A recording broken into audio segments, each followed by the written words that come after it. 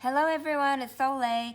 I have a very quick tutorial I'd like to share with you guys. Now this is a very pretty, very simple, easy to make laminator sheet bag I have made here.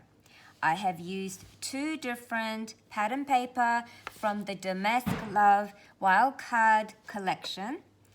And this is a really great way to send a flat mail overseas or domestically to your friends and pen pals. My idea of a loaded bag is to send a bag that's filled with goodies but in a flat way. So my intention is to make several of these laminator sheet bags and fill it with a traveler's size notebook journal, which is also nice and flat, as you can see. Now this one I have just made the cover and folded some paper. It's not complete at all. This is just the start of it, but my idea is to complete that, put it in there, and as you can see, it's nice and flat. It's not very thick at all. I'm also going to be probably putting in maybe a 3x3 card or 3x4 journal note card in there before I send it out, because I always like to include some sort of letter to the recipient. I might also include maybe some ephemera pieces or maybe a sticker sheet and then send it as a flat mail. It is a very fun, bright, cheerful collection that I am working with this month for the No Paper Left Behind, which is hosted by Daniela Hayes here on YouTube. And I am really loving my start of this, using this collection. So I am going to show you guys how I went about making this as a laminator sheet bag. It is very, very simple to do. So I am using a 6x8 paper pad. So all I have to do is cut the sheet in half. So this is my Fiskars mini guillotine. I'm going to measure at 4 inches. And then I'm just going to cut it in half. So I have 2 pieces. So I need to get my laminator sheet. I'm going to place my laminator sheet here. Got all sorts of things sticking to it. So this is my A4 size laminator sheet. So my intention is to have this like this and have this paper in the middle to create a nice pattern.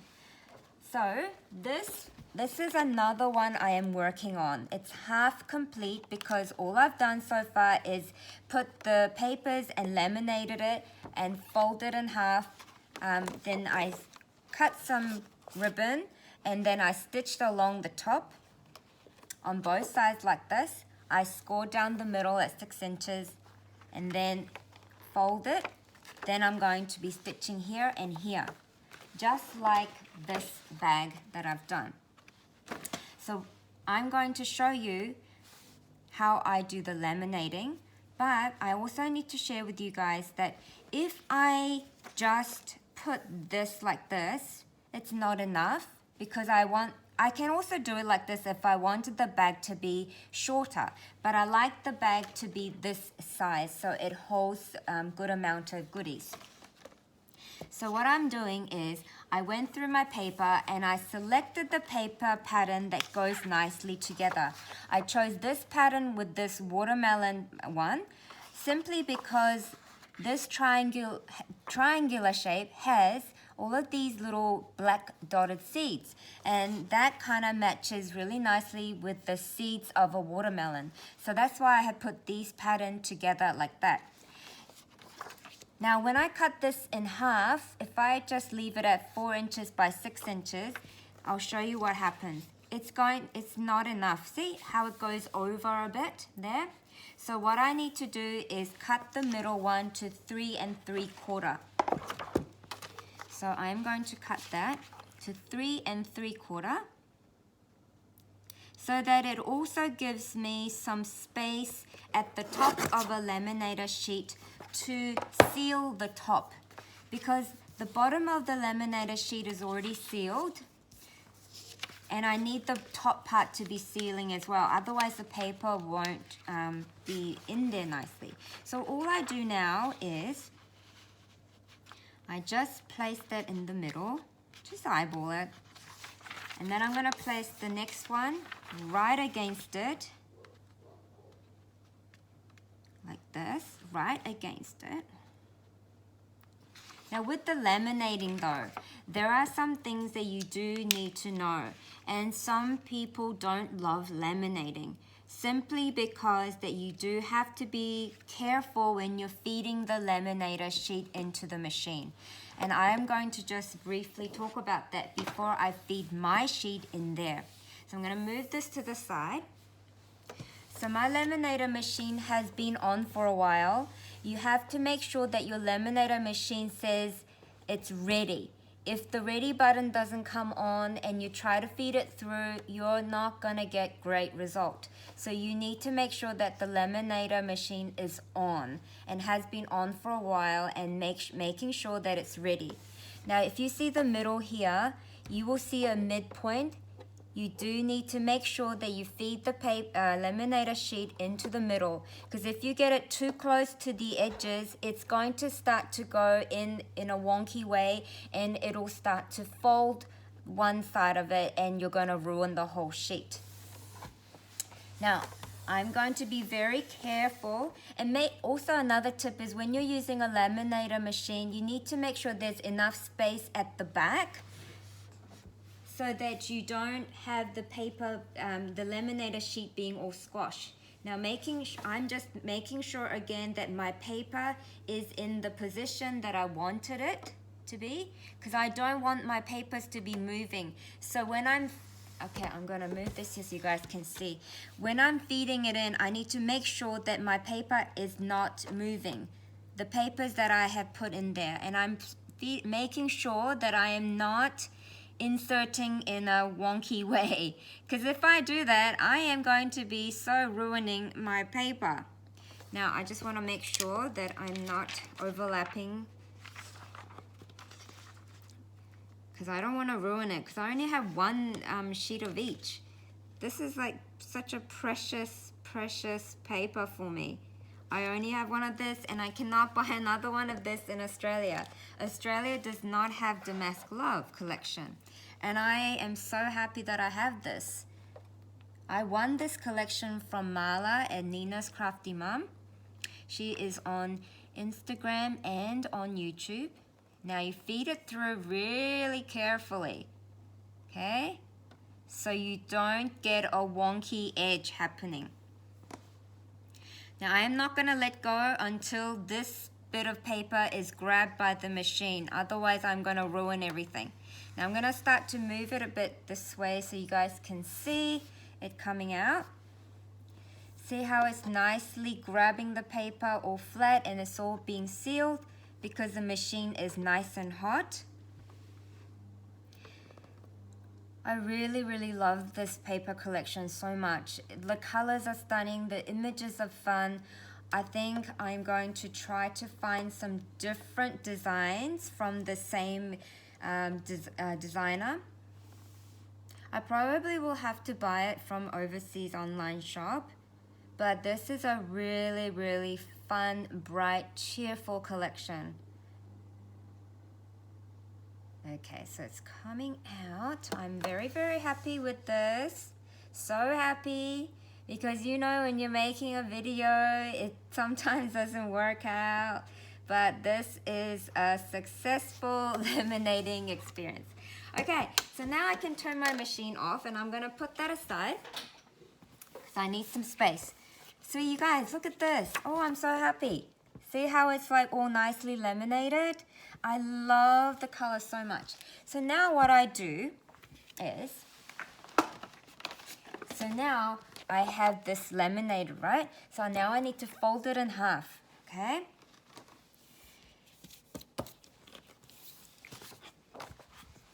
So what I'm going to do is, I'm getting my score tool, and I am going to be scoring this at 6 inches.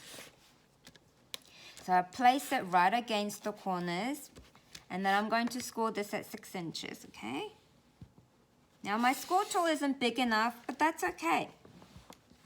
I just have to move it up slightly, making sure that this side is against the wall here. And then I just carry on scoring till the end. See? I don't need a big scoring tool. I think that would just drive me insane, having a big scoring tool. So I've scored at 6-inch mark, and then all you have to do is just fold like this. Okay? And then you get your score tool again, making sure to fold like this on the edges. The middle part will fold very well because it's paper inside. The outer edges that don't have the paper, you sort of have to push it down like this. And then what you do is, using your sewing machine, you grab yourself some ribbon.